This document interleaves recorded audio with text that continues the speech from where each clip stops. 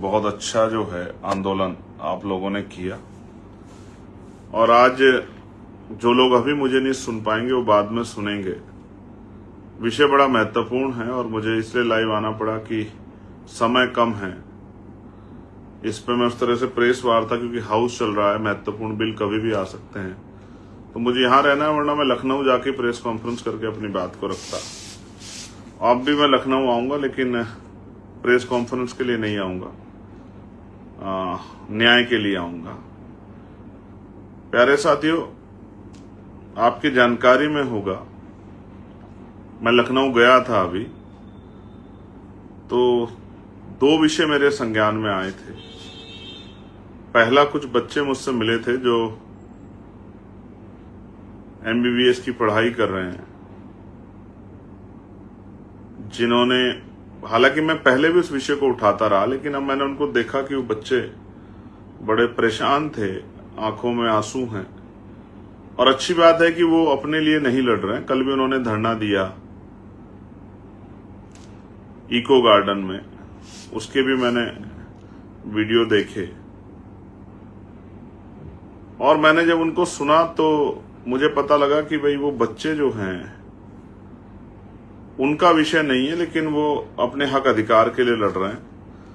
हालांकि मैंने पहले भी कहा कि इस विषय को हम लोग उठा रहे थे, पहले से बार बार प्रयास कर रहे थे सरकार पर संज्ञान ले। और मेरे याद है, समाज कल्याण मंत्री मुझे एक दिन एयरपोर्ट पर मिले थे, हिंडन एयरपोर्ट पे, यूपी के। तो मैंने उनसे ये बात आग्रह किया था कि भाई आप पे की सरकार है, आपको इस विषय का संज्ञान लेना चाहिए और आपको इस विषय पर काम करना चाहिए। ये बात मैंने उनके सामने दोहराई थी।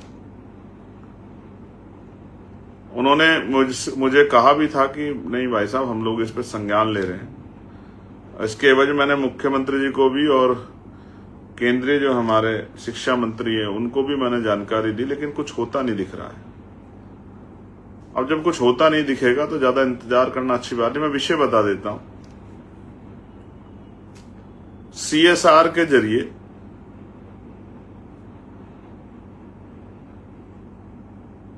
बहुत सारे काम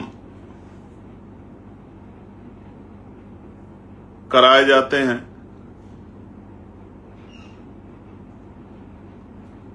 ये सांसद इसमें प्रयास करते हैं, विभिन्न कंपनियों से हो जाते हैं काम।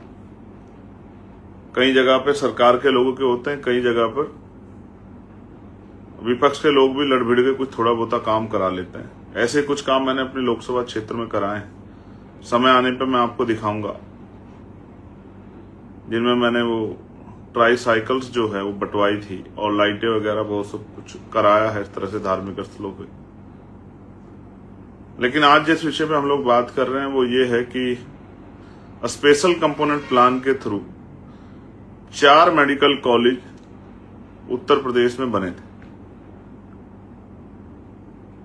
एक विस्तृत उद्देश्य से उन 4 मेडिकल कॉलेज को बनाया गया था। और उन 4 मेडिकल कॉलेज की नहीं है, बात है कि ये 4 मेडिकल कॉलेज बाकी मेडिकल कॉलेज से अलग है। ये पहला मेरे खुद के जिले में बना, सहारनपुर में, दूसरा जालौन में बना, तीसरा कन्नौज में बना और चौथा अंबेडकर नगर में बना। मैं आपको पहले जानकारी देता चलूं कि उत्तर प्रदेश में सरकारी और प्राइवेट मिला के और राज्य केंद्रीय और प्राइवेट मिला के लगभग 90 जो है मेडिकल कॉलेज। इन 90 में से 4 मेडिकल कॉलेज जो स्पेशल कंपोनेंट प्लान का जो पैसा होता है, बजट में जो स्पेशल कंपोनेंट प्लान का जो व्यवस्था थी, अब तो सरकार ने उसको खत्म कर दिया। अब तो वो TSP और जो है SCP के पैसे को जो है वो साधारण मदों में लगा के भी उनसे कहीं अलग से काम करा देती हैं। जो ये पैसा बैठता है SC/ST के बच्चों के लिए, SC/ST समुदाय के लिए, स्पेशल कंपोनेंट प्लान का ये पैसा होता है। और उस समय आज की सरकार से पूर्व की सरकार सेंटर में थी और ये मेडिकल कॉलेज बने। इन मेडिकल कॉलेज में विशेष क्या था, क्योंकि ये स्पेशल कंपोनेंट प्लान के पैसे से बने थे। जैसे अल्पसंख्यक समुदाय ने कई जगह पे अपने संस्थाएं बनाई हैं और उन्होंने अपने जो अल्पसंख्यक समाज के बच्चे हैं, ये हमें जो है जैन समाज की भी मिलेगी, बौद्धिस्ट समाज की मिलेगी, सिख समाज की मिलेगी, मुस्लिम समाज की भी मिलेगी। कई जगह में ये इस तरह के कॉलेज यूनिवर्सिटियां कुछ उस तरह के देखने को मिलेगी जहां उनका स्वतः का पैसा लगा है।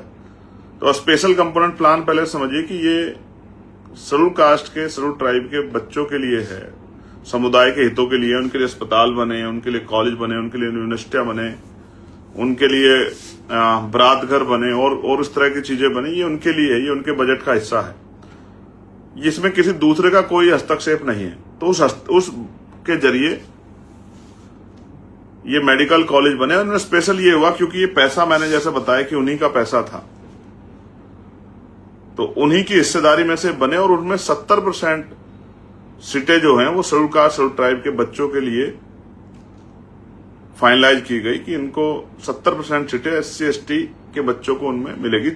90 में से प्राइवेट सरकारी जो 90 कॉलेज हैं उनमें से 4 मेडिकल कॉलेज में। ये बात मैं आपकी जानकारी के लिए बता रहा हूं, क्योंकि बाबा साहब तो कहते जिस समाज में 10 डॉक्टर, 10 इंजीनियर, 10 वकील तैयार हो जाएंगे उस समाज के अधिकारों पर कोई डाका नहीं डाल सकता। यहां तो अधिकार छोड़िए भाई साहब, इस सरकार में सब कुछ लूट रहा है और कोई मुंह खोलने वाला जो है बहुत दूर दूर तक दिखाई नहीं देता।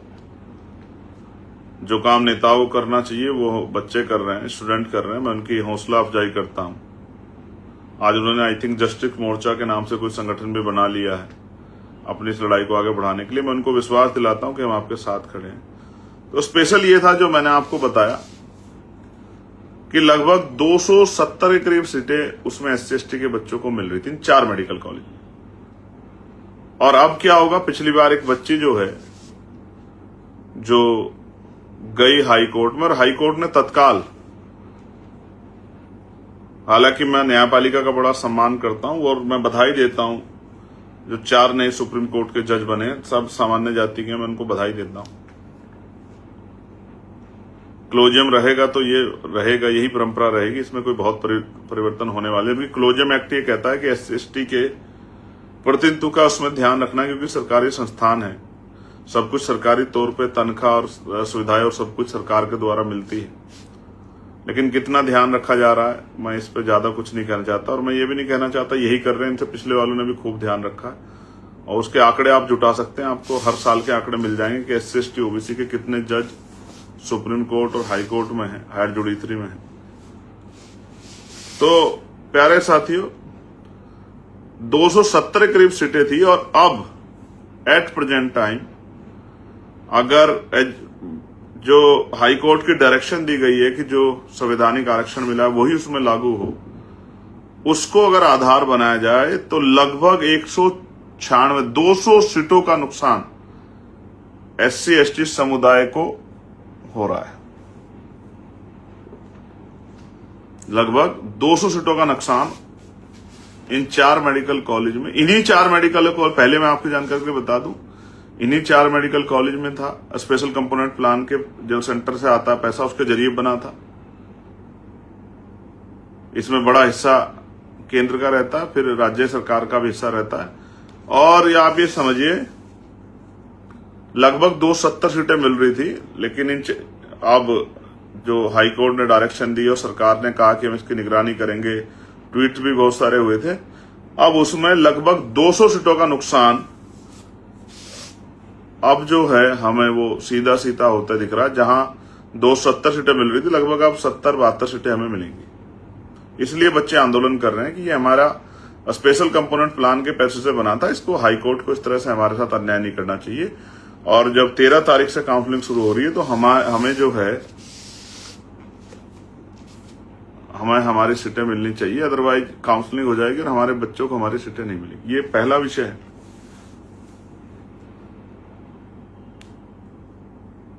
जो मैंने आपके सामने रख दिया। और बच्चे इसको लेके बहुत चिंतित हैं, पीड़ा में हैं, आंदोलन कर रहे हैं। और मैं इनकी हिम्मत को सराहता हूं पुनः। दूसरा विषय है करना हूं, और जो लगभग 200 सीटें एक ऑर्डर से हमारी छीनने का प्रयास किया जा रहा है, क्योंकि हम कमजोर वर्गों के लोग हैं, आर्थिक रूप से बहुत मजबूत नहीं है, तो हमारे बच्चे जो मेहनत करके 200 सीटें जो हमें मिल जाती थी उसको आपकी सरकार ने छीनने का काम किया। हमारे लोगों पे इतने पैसे नहीं है कि वो प्राइवेट मेडिकल कॉलेजों में जो 1-1 करोड़ रुपए डोनेशन देके वहां सीट ले लें। तो अगर आप ये सब आपकी आंखों के नीचे ये सब चीजें होगा तो हम लोग बर्दाश्त नहीं करेंगे। तो मैंने तय किया है, अभी मैंने पार्टी के लोगों से इसको डिस्कशन में कर लूंगा कि आपको इस तरह की छूट नहीं दी जा सकती कि उत्तर प्रदेश में इस तरह का अन्याय आप करो और हम लोग बैठ कर तमाशा देखें। तो इसके खिलाफ अब न्याय मार्च होगा और मैं जगह बता दूंगा आपको, लेकिन मेरा वादा है कि न्याय मार्च होगा। और फिर लखनऊ, वो मार्च जहां से होगा वो लखनऊ के लिए होगा, पैदल मार्च होगा, दिन रात का मार्च होगा। और उस मार्च के बाद जो परिवर्तन चौक है उस पर अनिश्चितकालीन धरना चलेगा अपने इन भाइयों बहनों के हक अधिकार के लिए। ये बात अपने छोटे बच्चों के लिए, अपने ये जो बहुजन समाज के बच्चे, इनके भविष्य के लिए ये मार्च होगा। इसका नेतृत्व मैं स्वयं करूंगा। और फिर परिवर्तन चौक पे जो है अनिश्चितकालीन धरना चलेगा, तब तक चलेगा जब तक सरकार जो कर सकती है हमारी इन डिमांड को, सरकार जब अपने मुकदमे वापस ले सकती है तो 2 अप्रैल 2018 के मुकदमे वापस ले सकती है। सरकार BBAU में जिस तरह से हमारे बच्चों पे उत्पीड़न हो रहा है उस उत्पीड़न को रोक के उनको, अभी मैंने सुना था महामहिम राज्यपाल जी को गोरखपुर यूनिवर्सिटी के बारे में, उनके खाने के बारे में जिक्र कर रही थी, सेम ऐसी सिचुएशन है। मुझे उम्मीद है कि महामहिम यहां का भी संज्ञान लेंगी और उन बच्चों का भी अधिकारों का, उनकी पढ़ाई खराब ना, उनका भी वो करना है और उनके स्वाभिमान सम्मान की रक्षा करनी है। और ये 200 सीटें एक ऑर्डर से आपकी सरकार अब हमारे बच्चों की छीनना चाहती है, ये हम छीनने देंगे। इसलिए जो 13 तारीख से काउंसलिंग हो रही है उस पर रोक लग के, और पहले ये जो है आप लोग ये जारी करो कि हमारे बच्चों की सीटें ना खत्म की जाएं। इन सब चीजों को ध्यान में रखें। बहुत जल्द ये मार्च होगा, ऐतिहासिक मार्च होगा। और जैसा मैंने कहा अनिश्चितकालीन धरना होगा, तब तक होगा जब तक सरकार हमारी तीनों मांगों को सुन के इनका हल नहीं निकालती। हल निकालेगी तो मैं सरकार का धन्यवाद करूंगा, नहीं निकालेगी तो सरकार से मुकाबला होगा। ये बात मैं आपको आज इस लाइव के माध्यम से घोषणा करके कह रहा हूं। आप मेरी बात को सुन लें, जान लें। मैं अपने ऊपर हुए किसी अन्याय पे चुप रह सकता हूं, लेकिन अगर हमारे बच्चों के भविष्य पर कोई अन्याय होगा तो हम लोग चुप नहीं रहेंगे। ये बात बताने के लिए मैं लाइव आया हूं। मुझे बहुत कुछ अब नहीं कहना, बस मुझे ये कहना है कि अगर आप वास्तविकता में दलितों के हितैषी हैं तो कलश यात्रा की जगह उनके बच्चों के बिगड़ते भविष्य, उजड़ते सपनों को, छीनते अधिकारों को बचाने का काम कीजिए।